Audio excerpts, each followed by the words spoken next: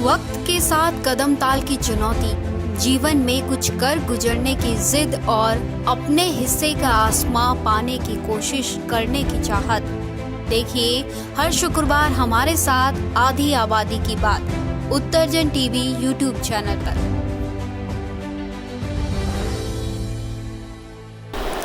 नमस्कार, आधी आबादी की बात कार्यक्रम में आपका एक बार फिर से स्वागत है। और आज हमारे साथ इस कड़ी में जुड़ चुकी हैं कमला पंत जी, जिनका शिक्षा के क्षेत्र में, लोक भाषाओं के क्षेत्र में, क्षेत्रीय भाषाओं के क्षेत्र में और साथ ही साथ विज्ञान के साथ ही उनका सामाजिक क्षेत्र में बहुत बड़ा योगदान है। और उनके जीवनी के बारे में आज हम आपको बताएंगे और साथ ही साथ उनसे बहुत सारी बातें भी करेंगे, जो उनका अनुभव है उसको भी आपको बताएंगे। तो मैम बहुत बहुत स्वागत है आपका हमारे इस। धन्यवाद, नमस्कार मैम। शुरुआत करते हैं आपके जीवन से कि आपकी जीवनी कैसे रही, कैसे आपने शिक्षा के क्षेत्र में काम किया, और सबसे पहले जानना चाहेंगे कि आपकी पढ़ाई कहाँ तक हुई। मैं एक बहुत सामान्य परिवार की सामान्य सी लड़की हूँ, और उस ज़माने के आज से 77 साल पहले लड़कियों की शिक्षा की जो स्थिति थी, उस शिक्षा में हमारे लिए पढ़ने लिखने का बहुत गुंजाइश थी नहीं। और स्वाभाविक बात है कि मेरे पिता बहुत इंटरेस्टेड भी नहीं थे कि हम लोग पढ़ें लिखें। बड़ा परिवार था, उनकी आमदनी कम थी, तो वो सोचते थे कि भाई अपना खाना पीना खा रहे हैं बच्चे, वही बहुत है। लेकिन मेरी माँ थोड़ी शिक्षा की ओर उन्मुख रहती थी, और उनका मन था कि बच्चियाँ सब पढ़ें, सब बच्चे पढ़ें, उनके लड़के। और उन्होंने कभी लड़के लड़की में अंतर हमें जाना ही नहीं, लड़का लड़की क्या होता अपने घर के अंदर। हम पहले 3 बहनें फिर 3 भाई हैं। तो हमने अपनी माँ को कभी लड़का है लड़की है, अब ये भाई है इसको ज़्यादा दो या बहन है इसको कम दो, सुनाई नहीं कभी घर में। तो हम शुरू से एक तरह से माँ के संस्कारों में पले हुए ज़्यादा हैं। 1958 में, मतलब मेरा जन्म है 1946 का, आज़ादी से 1 साल और 1.5 साल पहले का। 1957 में हम रानीखेत से अल्मोड़ा आ गए। मेरे पिताजी हॉर्टिकल्चर में थे, और अल्मोड़ा आकर ये हुआ कि भाई अब सब बच्चों को नहीं पढ़ाया जा सकता, इसलिए छोटे बच्चे पढ़ें, और मैं और मेरी बाद वाली बहन जो अब थोड़ी बड़ी हो गई हैं वो ना पढ़ें। लेकिन वही था, जिद थी, पढ़ेंगे ज़रूर। तो मेरा तो पढ़ने का इतना ज़्यादा चाम था ना, जो राशन के लिफाफे आते थे ना, दाल के, चीनी के, चावल के, अखबार के बने हुए लिफाफे, मैं तो माँ ने राशन साफ ठीक किया और मैंने उन अखबार उन थैलों को इकट्ठा किया, फिर उनको धीरे से बड़े सलीके से काटती थी और उसको पूरा पढ़ती थी, पूरा। और उसमें से जो चीज़ मेरे काम की होती थी नोट करती थी। बस ये धुन थी मेरे पढ़ने की। और फिर जैसे मैं झाड़ू लगा रही हूँ, अब मुझे कोई कागज़ मिल गया तो झाड़ू नीचे, अब उस कागज़ में मेरी माँ कहती थी कि क्या करी तू इतनी देर से, देखती थी वो तो इतना तो पढ़ रही हूँ। लेकिन उन्होंने कभी रोका नहीं, उन्होंने कहा ये तो इसको करने दो। तो माँ की जो शह थी उस पर पिताजी के बहुत इंटरेस्ट न होने के बावजूद भी मेरी पढ़ाई 7th क्लास तक चल पड़ी। लेकिन 7th क्लास के बाद जब मेरे ताऊ जी की डेथ हो गई थी और परिवार आर्थिक स्थिति में हो गया था, ताई जी भी हमारे, ताई जी की भी हमारे साथ, दादी भी हमारे साथ, उनकी लड़की भी हमारे साथ थी, परिवार बड़ा हो गया, तो तब पिताजी के लिए इम्पॉसिबल था कि सिर्फ मुझे को नहीं, सब किसी बच्चे को पढ़ाना। लेकिन मुझे तो था, जिद थी, तो मैंने कहा ठीक है, औरों को आप पढ़ाएं ना पढ़ाएं, मैं अपने आप पढ़ूँगी। तो मैंने छोटे बच्चों के ट्यूशन शुरू किए। साथ में तो मैं खुद ही पढ़ती थी तो कितने बच्चों को वो उन दिनों ट्यूशन का रिवाज था नहीं, लेकिन अल्मोड़ा में ना सौहार्द बहुत था। अल्मोड़ा में पढ़ाई लिखाई अच्छा वातावरण था, तो अड़ोस पड़ोस के लोग जो लड़की बड़ी होशियार है, पढ़ा रही बच्चों को करके अपने बच्चों को भेज देते थे। 5 रुपया पर मंथ ट्यूशन फीस मिलती थी मुझको। तो 7 बच्चे तो 35 रुपया हो गया अफरात। 35 रुपये में तो कई काम हो जाते थे, उन दिनों बहुत ज़्यादा हो जाता था। इस तरह से मैंने वो ट्यूशन, मेरा टिल माई सर्विस बराबर रहा, वो छूटा नहीं कभी भी, चलता ही रहा। जैसे जैसे क्लासेस बड़ी हो गई, ट्यूशन के लिए बड़े बच्चे मिलते रहे, ज़्यादा बच्चे मिलते रहे, वो मेरा चला। और मैं उस पैसे से उस पैसे से, और घर में मशीन थी, कभी पुराने दादाजी के ज़माने की पुरानी सिंगर मशीन थी। उस मशीन में मैंने अब पुराने कपड़े जो उधड़ हो जाते थे उनकी सिलाई उधाड़ करके रख करके उस पर रख करके काटना सीखा। कोई सिखाता थोड़ी सकता। ऐसे मैंने कपड़े सिलने सीखे। फिर पूरे परिवार के कपड़े सिले, मोहल्ले वालों के सिले। फिर तो मैं हीरोइन हो गई वहाँ के अपने मोहल्ले की सबके। कोई किसी बच्चे को डांटना, कमला दीदी से कहें, किन्हीं बच्चों के घुटने में फट गए, टल्ला मास्टर कमला दीदी किसी का होमवर्क नहीं हो रहा, कमला दीदी। तो एक तरह से मैं हमेशा हर जगह लोकप्रिय रही, जिस घर में भी रही, जिस मोहल्ले में भी रही, जहाँ भी रही। और इन्हीं पैसों से आपने पढ़ाई की। हाई स्कूल तक तो ठीक ठाक चल गया। लेकिन हाई स्कूल के बाद एक ऐसा मोड़ आया कि अल्मोड़ा में सेटलमेंट ऑफिस खुला, और उसमें हाई स्कूल में अच्छे नंबर वालों को 100 रुपये महीने की नौकरी मिलने लगी 1 साल के लिए। और मैं तो बहुत ही खुश हो गई। एप्लीकेशन दी, वहाँ हो भी गया सिलेक्शन। लेकिन कुछ होता ना, जब टर्निंग पॉइंट जिसको कहते हैं, तो हम जहाँ रहते थे अल्मोड़ा चौसार में, हम आ गए पोखर खाली में, और वहाँ रहती थी हमारी गंगोत्री गढ़वाल दीदी। उन्होंने धारचूला जैसी जगह में से अपनी एजुकेशन शुरू की, और उसके बाद जब वो टीचर बन गई खुद, तो धारचूला की हर लड़की को बुला बुला के वहीं अल्मोड़ा में अपने साथ पढ़ाती थी। हम उनके पड़ोस में आ गए, उनसे परिचय हो गया, उनसे काफ़ी हिलना मिलना हो गया हाई स्कूल के इम्तहान के बाद। जब इंटरमीडिएट हुआ तो उनका अब तो आज तो ये एडमिशन लेने जाएगी, तो मेरी माँ ने कहा ये कैसे ले लेगी, इसको तो नौकरी करने जाना आपको 2-4 दिन। तो उन्होंने मेरी माँ को समझाया कि ये नौकरी साल 6 महीने की होगी, इसका बर्बाद हो जाएगा साल। जैसे आपने अब तक खींचा ऐसे ही खींचिए, इसको पढ़ने दीजिए, इतने अच्छे मार्क्स से इसको वजीफ़ा मिल जाएगा, बाकी जो मदद होगी मैं कर दूँगी। बस यहाँ से फिर टर्निंग पॉइंट मेरी लाइफ का है। मैं उनको अपनी दूसरी माँ मानती हूँ, गुरु मानती हूँ, टीचर तो मेरी थी। तो यहाँ पर से पढ़ाई लिखाई की, और फिर मतलब मैं पढ़ाई लिखाई में अपने आप में आत्मनिर्भर हो गई कि चलो पढ़ाई लिखाई हुई। फिर बीए किया, बीएड किया, और बीएड करने के तुरंत बाद एमए प्रीवियस कर रही थी कि कब मेरा पोस्ट निकली सहायक बालिका विद्यालय निरीक्षिकाओं की। मैंने अप्लाई किया, सिलेक्शन हो गया, और केवल 22वां साल लगते ही मेरे को बरेली में फर्स्ट पोस्टिंग मिल गई। और पोस्टिंग भी आती थी, एडमिनिस्ट्रेटिव पोस्ट थी, चपरासी था, ऑफिस था, स्टाफ था, सारा कुछ, मतलब जो हमारा बिल्कुल सामान्य घरेलू सिस्टम था उससे कहीं बढ़ के वहाँ। और उन दिनों तो देश, अरे बाप रे, देश भेज रहे लड़की को नौकरी करने, अरे बाप रे, उन्होंने तो बरेली भेजाली वाला पानी चली नौकरी करूँ। मतलब देश भेजना माने बड़ी अजीब सी बात मानी जाती थी। समाज में भी थोड़ा उस तरीके का समाज में था। लेकिन मैंने वहाँ जाकर जो एक्सपोजर मुझे मिला, जो मैंने चारों तरफ चीज़ों को देखा, तो मुझे लगा दुनिया इतनी छोटी नहीं है, बहुत बड़ी है, इसको समझने की बहुत ज़रूरत है। तो वहाँ सिस्टम क्या था कि स्कूलों में जाते थे, हाजिरी रजिस्टर देखती थे, लड़कियों के नाम होते थे रन्नो देवी, छन्नो देवी, गुलाबो देवी, बताशो देवी, रुमालो देवी, राबड़ी देवी, जलेबी देवी। अरे मैंने कहा कैसे नाम रख रखे भाई। वो कहती थी कि माँ ने ऐसे नाम बताए। तो मैंने कहा तुम्हें मालूम है किसी बच्ची की माँ ने राबड़ी देवी का, इसका रॉ से नाम है। मैं कहा आप लोग तो पढ़े लिखे ना, वो नहीं है, तो आप रॉ से कोई 2-4 अच्छे नाम छांटो ना, और उस बच्ची को दो, और उनकी माँ को कहो कि स्कूल में इसका ये नाम होगा, आप घर में आप चुप घर में भी यही बोलना शुरू करो। ऐसे मैंने बच्चियों की नाम की जो, क्योंकि किलो के नाम में क्या रखा है, नाम में बहुत कुछ रखा है ना। आप खिमुली देवी बोलिए और क्षमा देवी बोलिए, भाव का फर्क हो जाता है ना। तो मैंने इस पहला काम किया, कितनी छोटी उम्र थी मेरी, लेकिन मैंने पहला ये काम किया। जिस स्कूल में जाती थी उस स्कूल में रजिस्टर देखती थी, उन टीचर्स कुछ नाम मैं सुझा के आती थी। ऐसे मैंने बरेली में जो ब्लॉक मुझे मिला था बिथरी चैनपुर, वहाँ मैंने एक नया एक्सपेरिमेंट किया कि बच्चियों के नाम जो हैं अच्छे रखे जाएं, और जब वो अच्छे नाम रखे जाएंगे वो उसके अनुकूल उनका वातावरण बनेगा, उसके अनुकूल उनकी विचारधारा बनेगी। छोटा 3-4 साल मैंने वहाँ पर काम किया।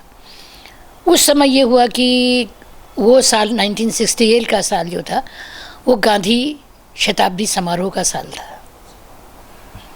तो सब जगह गांधी जी के संबंधित कार्यक्रम वगैरह हो रहे थे। तो गांधी को पढ़ने का, उन कार्यक्रमों में भाग लेने का, गांधी को समझने का, गांधी दर्शन को जानने का एक बहुत बड़ा फलक मेरे सामने खुला।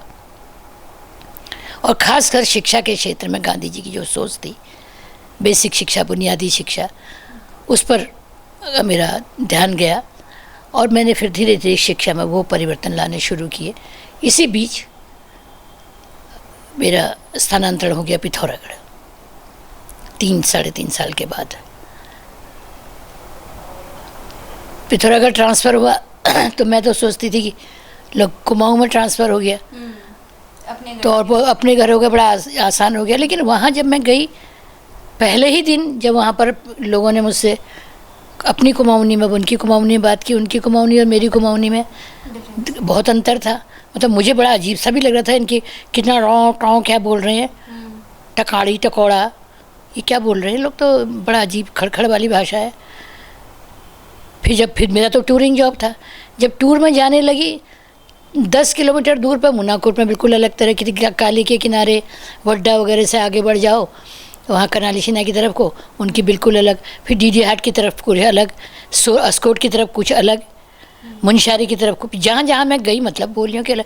फिर मेरे को एक शौक़ जागा कि इन बोलियों के नमूने इकट्ठे किए जाएं।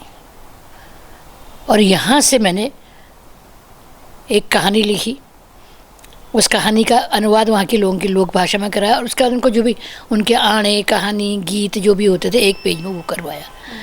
तो इस तरह से मेरे पास बोलियों की पहले पिथौरागढ़ जनपद का, उसके बाद अल्मोड़ा का, फिर नैनीताल का, उसके बाद मेरी बाहर पोस्टिंग यहाँ हुई, बहुत बात पौड़ी।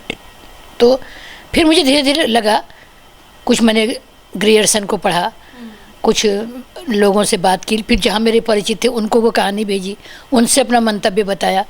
तो इस तरह से मेरे पास बोलियों के बहुत नमूने इकट्ठे हो गए।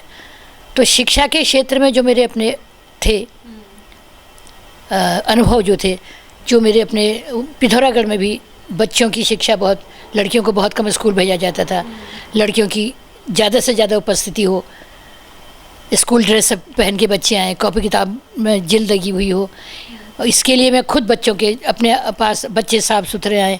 मेरे बैग में हमेशा साबुन, तौलिया, कंघा, नेल कटर रहता था, कुछ तो पैसे रहते थे कि जो बच्चा बिल्कुल ऐसा है।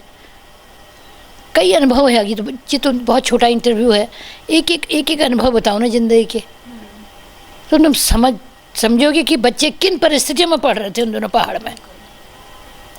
भयंकर ठंड होती थी मुनस्यारी जैसी जगह, मुनस्यारी से भी आगे मदकोट, बोना, मिलम ग्लेशियर की तरफ को जब हम गए, इतनी भयंकर ठंड होती थी और बच्चे ऊपर तक खाली इतना इतना कुर्ता पहन के और प्रार्थना की लाइन में खड़े होकर प्रार्थना कर रहे होते, नीचे कांप रहे होते थे। ऐसे क्या लगता होगा मुझे। तो ये सारी स्थितियाँ, कभी अगर इस तरह की बात हो ना कि क्या, तब कहा जा सकता है। आज हम लोग आज़ादी का अमृत महोत्सव मना रहे हैं। आज से मतलब सोचो 68 में मैंने 67-68 से नौकरी शुरू की थी, 50 साल से ऊपर हो गया है।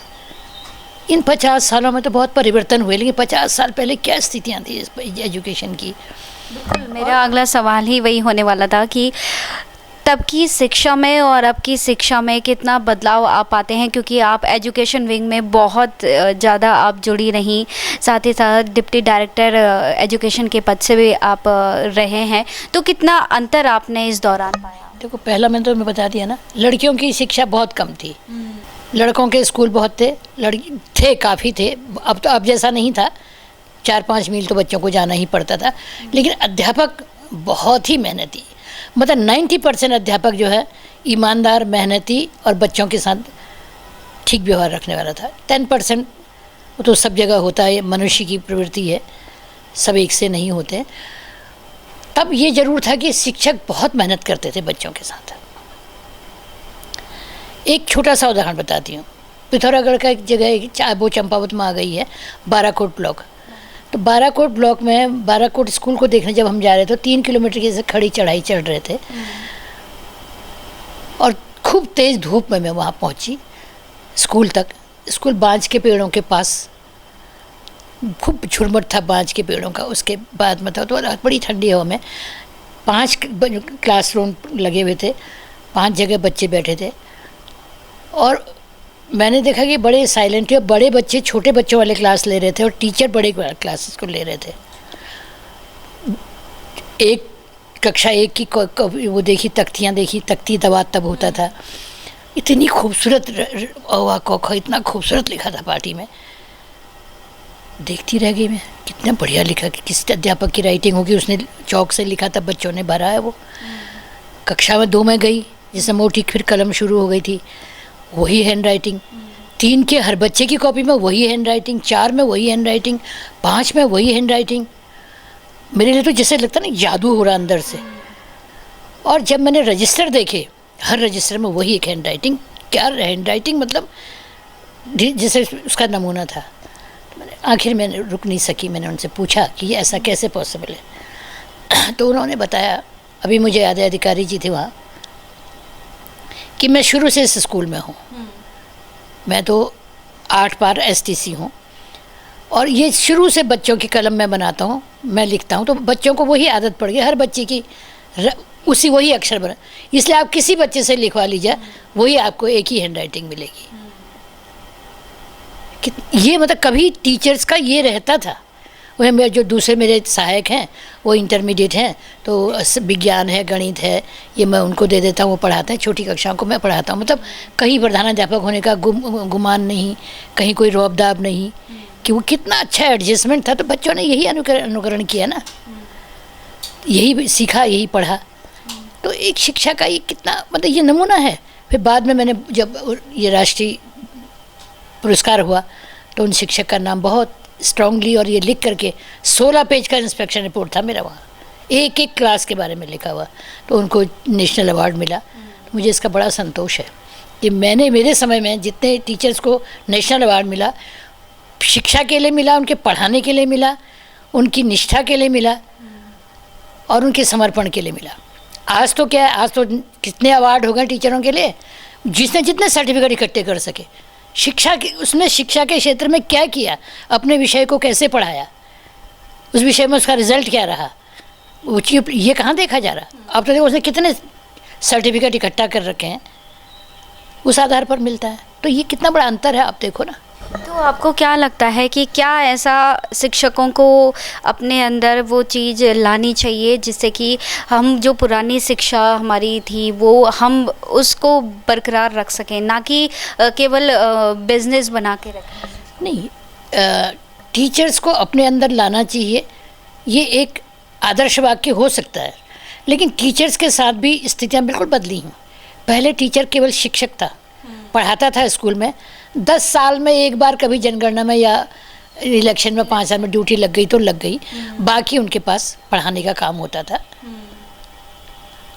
अब धीरे धीरे वो सबसे पहले फैमिली प्लानिंग ड्राइव चला था, हर टीचर को टारगेट दे दिया गया, वो पढ़ाए कि टारगेट ढूंढने जाए, अटेंशन डाइवर्ट हुआ। फिर इलेक्शन, फिर पशुगणना, फिर जनगणना, कोई भी काम हो धीरे धीरे धीरे शिक्षकों को इनमें झोंका जाने लगा। तो नेचुरली शिक्षक का कितना करेगा, शिक्षक भी तो उसकी एक तरफा गलती तो नहीं है ना, कि वो निष्ठावान हो सकता है, लेकिन ऊपर से इसकी चीज़ों का डंडा भी तो है कि इसको ये टारगेट इसको पूरा करना ही करना है। हम ये नहीं कि हम किसी की निष्ठा पर प्रश्न चिन्ह नहीं लगा सकते। आज भी ऐसे शिक्षक हैं जिन्होंने स्कूलों की काया पलट कर रखी है। सरकारी स्कूलों की जो स्तर था, उसके फेलियर ने प्राइवेट स्कूलों को कुकुर मुत्तों की छत्ता की तरह से गांव-गांव तक पहुंचा दिया। उसमें केवल शिक्षकों का दोष थोड़ी है, हमारी जो व्यवस्था है उसका भी तो दोष है। एक बार स्कूल बिल्डिंग बन गई, फिर जिंदगी भर कभी उस स्कूल बिल्डिंग में रंगाई पुताई का कुछ प्रावधान नहीं था, इंफ्रास्ट्रक्चर नहीं, विज्ञान की कोई चीज़ें नहीं, कुछ नहीं। अब जब से समग्र शिक्षा और ये आया है, तब से कम स्कूलों की मेंटेनेंस तो ठीक हो रही है, और तब से परिवर्तन भी आया है। और इस साल कोरोना के बाद तो पता चला कि उत्तराखंड में 1 लाख बच्चे जो हैं वो प्राइवेट स्कूलों से निकल के सरकारी स्कूलों में आए। तो ये इंफ्रास्ट्रक्चर, मतलब शिक्षा कोई एक एक चीज़ नहीं कि शिक्षा को तुम दाल भात की तरह से कहीं परस दो, उसके साथ सारा सामाजिक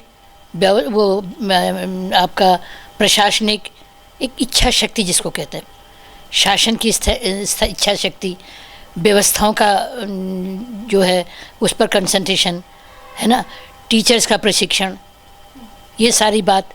अभी जब हम लोगों ने मैं यहाँ पर जब डिप्टी डायरेक्टर थी तो पहले उत्तराखंड बोर्ड, पहले यूपी बोर्ड होता था, फिर उत्तराखंड बोर्ड की बात हुई तो हमारे शिक्षा मंत्री ने घोषणा कर दी हम तो सीबीएसई अपने यहाँ लागू करेंगे।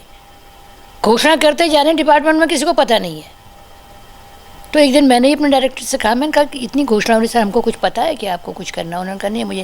तो मैंने कहा आप तो बात कर लेते कम से कम। खैर बहरहाल जो है फिर एक बहुत बड़ी मीटिंग हुई। तो इस बोर्ड की परीक्षा के बाद, इस बोर्ड के बाद सीबीएसई लाने में क्या क्या कठिनाइयाँ आ सकती हैं, कितने टीचर बेरोजगार हो जाएंगे, कितने टीचर की ज़रूरत नहीं रहेगी, ये सारे सवाल वहाँ उठे।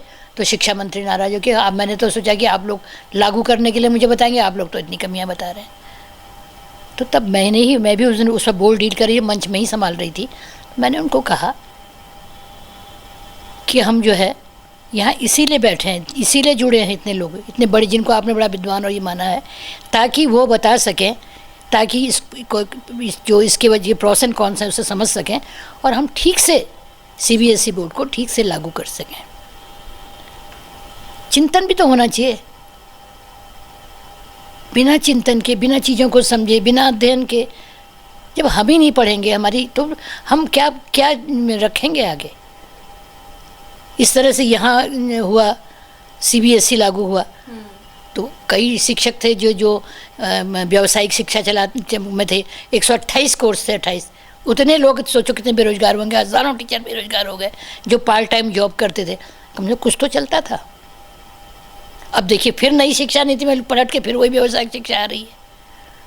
अगर उस वक्त चिंतन मनन ठीक हुआ होता, उस पर उसका इम्प्लीमेंटेशन ठीक हुआ होता तो वो नौबत नहीं आती ना।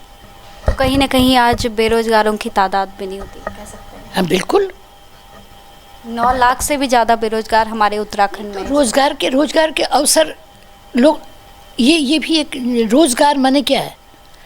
रोजगार को लोग केवल सरकारी नौकरी से जोड़ रहे हैं। 9 लाख लोग, 9,000 लोग, 90,000 लोग बेरोजगार हैं। वो बेरोजगार क्यों हैं? क्योंकि हमारे पहाड़ का आदमी, मैं तो बहुत साफ बोलती हूँ, जेब में हाथ डाल के ऑफिस वाली नौकरी करना चाहता है, हाथ का परिश्रम नहीं करना चाहता।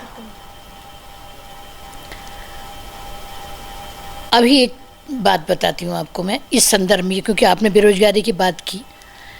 मेरे रिटायरमेंट के बाद मैंने यहाँ पर national institute of open schooling का चार्ज मुझे मिला। मैंने इसको इस्टेब्लिश किया यहाँ पर, ओपन स्कूल। और जब मैंने इसका सिलेबस देखा तो मैंने देखा कि उसमें हज़ारों तरह के व्यावसायिक कोर्स भी हैं। लोग हाई स्कूल इंटरमीडिएट वाले कोर्स तो कर रहे हैं, बच्चे 30-30 हज़ार बच्चे निकलते थे एक 6-6 महीने में, लेकिन व्यावसायिक कोर्स होते ही नहीं थे।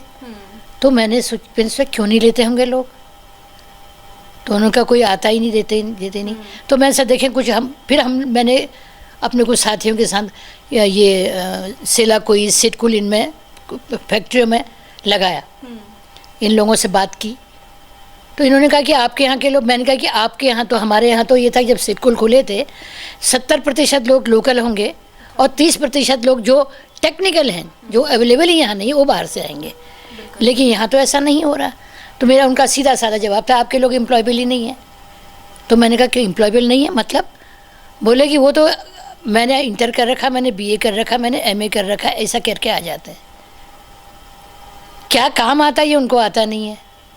लेकिन क्या काम चाहिए उनका? मैशन का, फ्रिज ठीक करने का, इलेक्ट्रिसिटी का, इलेक्ट्रॉनिक्स का, है ना, ये इसका स्किन प्रिंटिंग का। हमारे यहाँ तो हज़ारों काम है, लेकिन हम आपके यहाँ के लोग तो एम्प्लॉयबल नहीं हैं।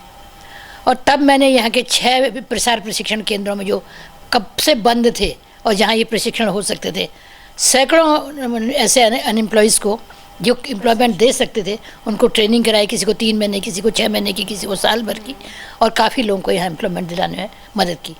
तो उन्होंने हाथ का काम सीखा, हाथ के काम को किया तो मिल गई ना नौकरी। और ये बात अब नई शिक्षा नीति में सरकार की समझ में आ रही कि केवल पढ़ने लिखने की डिग्रियों से कुछ नहीं होगा, हर बच्चे के हाथ में कोई हुनर होना चाहिए।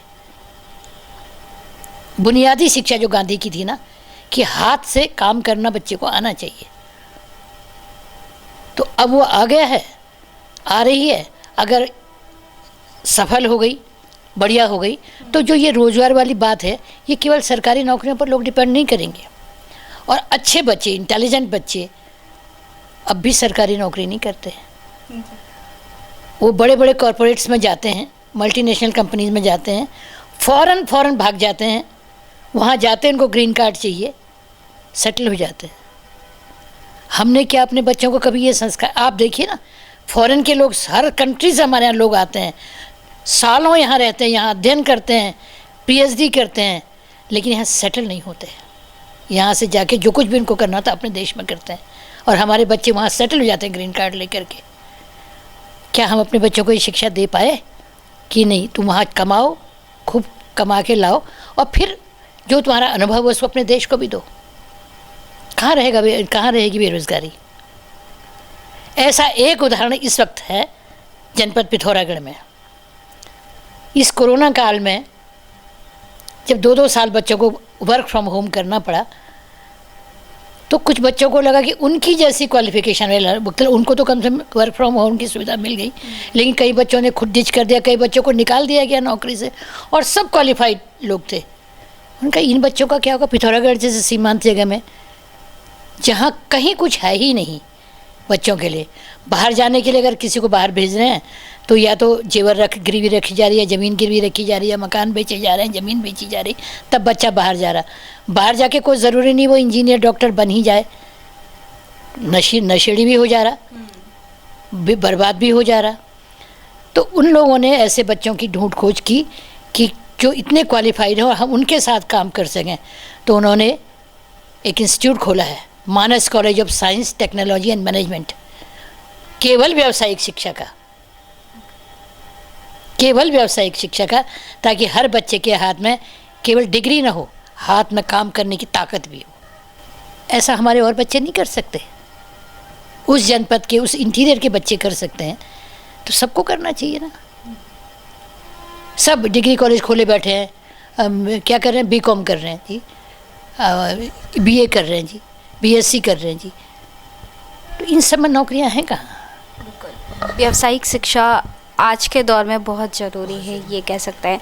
नई शिक्षा नीति की बात चल रही है, तो नई शिक्षा नीति में आपसे भी निश्चित तौर पर सुझाव ले गए होंगे, आपने क्या सुझाव दिए हैं कि क्या होना चाहिए? नहीं, हम मेरे तो ऐसा हुआ कि इस पर मेरे जो है, मुझे इनवाइट किया गया था जब पहले तो उत्तराखंड राज्य का जब हुआ था, तब उस वक्त तो हमने उनकी सुनी जो आए थे, और उनको मैंने कहा साहब कि भाई आपकी तो हमने सुनी, आपने तो हमारी सुनी नहीं। तो उन्होंने जब 5 राज्यों का शांति कुंज हरिद्वार में किया, तो मुझे 2.5 घंटे का सेशन दिया था। तो मैंने कोई किताबी बात नहीं कही थी, क्योंकि मैं शिक्षा के हर विंग में रही हूँ, प्राइमरी में, सेकेंडरी में, प्रौढ़ में, अनौपचारिक में, डाइट में, एडल्ट एजुकेशन में, साक्षरता अभियान में, NIOS में, कोई विंग छूटा नहीं था। तो उन विंग्स में शिक्षा में कहाँ कहाँ हर्डल्स हैं, वो मेरे ज़ुबान पे थे, वही मैंने वहाँ पर बोला, वही दिया है। तो लोगों ने उसको अप्रिशिएट किया, और मैंने शिक्षा नीति में जो हमने सुझाव दिए थे, उसमें से एक बात तो मैंने यही कही कि शिक्षा को केवल दिमाग रटन मत बनाइए, हेड, हार्ट और हैंड, तीनों का मिश्रण होनी चाहिए शिक्षा। ऐसी त्रिवेणी होनी चाहिए कि बच्चा तर्क संगत क्या ऊपर, बच्चा हृदय से सेंसिटिव भी हो, और बच्चा हाथ से काम करने में सक्षम भी हो। तो ये सजेशन काफ़ी सजेशन अच्छे शिक्षा नीति का जो प्रारंभिक मसौदा है अभी तो वो ठीक लग रहा है, लेकिन एम्प्लॉयमेंट में कितना अप्लाई करेंगे, कितना वो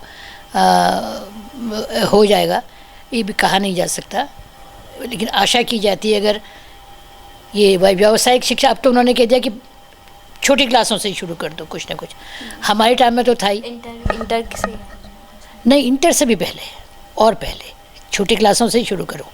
जैसे हम लोगों के टाइम में ना 3-4 क्राफ्ट होते थे, बुक क्राफ्ट होता था, कृषि होती थी, मिट्टी का काम होता था, तख्लीकात ना होता था तो कुछ ना कुछ हाथ से करने का भी होता बच्चे के साथ, और उसका प्रैक्टिकल भी होता था, इम्तहान होता था उसका बाकायदा। तो उसका लाभ कई लोगों को मिलता था लोगों को, नहीं कुछ काम नहीं हो अपना ही करने बैठ गए। तो अब बच्चे जब इस तरह से हाथों में उनके हुनर होगा, आप देखिए ना, मैं किसी समाज विशेष का नाम नहीं लूँगी, लेकिन जिन लोगों के हाथ में बढ़ई का, मैशन का, मिस्त्री का, फिटर का, प्लम्बर का हुनर है, उनके घरों में कोई भूखा मरता है? वो कहते हैं हमारे तो पूछता नहीं, अगर 4 सर पैदा हुए हैं, हाथ 8 पैदा हुए हैं, मतलब 8 हाथ काम करते हैं तब 4 सर खाते हैं। कितनी अच्छी बात है ये, हमें दूसरे की अच्छी बात पे तो लेनी चाहिए। तो ये हुनर कैसे आएगा? ये हुनर आएगा थ्रू एजुकेशन, शिक्षा से ही आएगा। इसलिए शिक्षा जो है वो बहुत सोच समझ कर उनके नियम कानून प्राविधान लागू किए जाने चाहिए, ताकि जो बच्चा निकले वो अवसाद में न जाए। क्या पढ़ा मैंने इंटरमीडिएट करके, क्या किया मैंने एमए करके, पीएचडी करे हुए बच्चे प्राइमरी स्कूलों में टीचर हैं, कई प्राइमरी स्कूलों में पीएचडी टीचर्स हैं। भाई उनको पीएचडी वाला नहीं मिला जॉब। आज भी डिग्री कॉलेजों के चाहे हज़ारों पद खाली हैं, लेकिन उनको तो नहीं लिया जाएगा ना। कुछ हमको प्राविधान भी तो बदलने पड़ेंगे कि जो जिसकी योग्यता है उसको उस योग्यता के अनुसार पद मिले। तो ये बदलाव भी बहुत ज़रूरी है। आपने विज्ञान लोकप्रियकरण के क्षेत्र में भी काम किया है, तो आप उसमें भी तो विज्ञान लोकप्रियकरण की बात भी मैं तुम्हें बताऊं। जैसे संविधान में अनिवार्य और निःशुल्क शिक्षा, प्राथमिक शिक्षा, अनिवार्य और निःशुल्क शिक्षा का प्राविधान था, ऐसे ही संविधान का 51A आर्टिकल कहता है कि इस देश के प्रत्येक नागरिक के भीतर वैज्ञानिक दृष्टिकोण का विकास होना चाहिए। तो वैज्ञानिक दृष्टिकोण का विकास कैसे होगा? जब वैज्ञानिक दृष्टिकोण उसको बताया जाएगा ना, वैज्ञानिक दृष्टिकोण है क्या। एक बात तो हम सहज मान लेते हैं, गणेश जी ने दूध पी लिया, हमने सहज मान लिया, लेकिन जिसका दृष्टिकोण वैज्ञानिक होगा वो प्रश्न करेगा, ऐसा संभव है क्या? पत्थर की मूर्ति दूध पी सकती है क्या? जाके मैं भी देखूं। अगर ऐसा लगता है कि ज़रूर कहीं वो जा रहा है दूध, तो देखा कि उसके अंदर कोई वो तो नहीं है, तब जाके उसे मानेगा। तो जानकर मानना इस वैज्ञानिक दृष्टिकोण, बिना जाने मान लेना फिर वो अंधविश्वास और कुरीतियों को जन्म देता है। आप जानकर मानिए तो आपका दृष्टिकोण अपने आप वैज्ञानिक हो जाएगा। उस पर ध्यान गया। और एक पानी का हाहाकार था पिथौरागढ़ में उन दिनों। मेरे छोटे ब्रदर ने एक एक्सपेरिमेंट किया कि हम जो कपड़े धोए का पानी, बर्तन मांजे का पानी, हाथ मुँह धोए का पानी है, उस पानी को अपनी खेती में फिर से रिसाइकिल करके जानवरों के पीने के लिए, खेती के पीने के लिए, कपड़े धोने के लिए तो इस्तेमाल कर सकते हैं। उस प्रोजेक्ट को लेकर के, क्योंकि वो प्रोजेक्ट यूनिसेफ से उन्हें बहुत अप्रिशिएट किया था, उस प्रोजेक्ट को रजिस्टर करने के लिए हमने एक संस्था बनाई थी पीपल्स, क्योंकि ये सोचा कि इस बच्चे ने तो ये किया। ऐसे कई बच्चे होंगे जिनके दिमाग में कुछ साइंटिफिक, कुछ नए नए प्रोजेक्ट होंगे, नई नई बातें होंगी, लेकिन कोई मंच ही नहीं मिल रहा। तो उन सबको मंच मिले। इस जो भी पहल करने वाले लोग हैं वैज्ञानिक दृष्टि, उसमें वैज्ञानिक क्षेत्र में जो भी पहल करने वाले लोग, बच्चे हैं, जो भी लोग हैं जो नया कुछ सोचते हैं, उनको हम मंच दे सकें, इसलिए हमने एक संस्था बनाई, people's association of hill area launchers. Launchers माने पहल करने वाले, तो उसका छोटा नाम एक लक्ष्य पहल किया। तो पिछले 20-25 सालों से हम पहल के बैनर के तले विज्ञान लोकप्रियकरण के काम कर रहे हैं, पर्यावरण पर कर रहे हैं, वन संरक्षण पर कर रहे हैं, वैज्ञानिक कृषि पर कर रहे हैं, और उसके बाद बच्चों में, महिलाओं में, टीचर्स में वैज्ञानिक दृष्टिकोण विकसित करने के लिए 16 साल तक लगातार, जब से उत्तराखंड बना तब से अब तक हम गवर्नमेंट ऑफ इंडिया का जो एकमात्र वैज्ञानिक कार्यक्रम है बच्चों के लिए, राष्ट्रीय बाल विज्ञान कांग्रेस, उसके हम उत्तराखंड स्टेट की कोऑर्डिनेटर कोऑर्डिनेटर ये संस्था हमारी रही। सोचो 16 साल तक स्कूल लेवल पर, ब्लॉक लेवल पर, जिला लेवल पर, स्टेट लेवल पर और नेशनल लेवल पर हमने इस कार्यक्रम को कोऑर्डिनेट किया और 3 बार हमको नेशनल अवार्ड मिले। पर 200 संस्थाओं के बीच में, पूरे भारतवर्ष की 200 संस्थाओं के बीच में उत्तराखंड की छोटी सी वैज्ञानिक संस्था को 3 बार नेशनल अवार्ड मिले हैं। और सबसे बड़ा अवार्ड हमको 2012 में मिला, जो है नेशनल साइंस अवार्ड।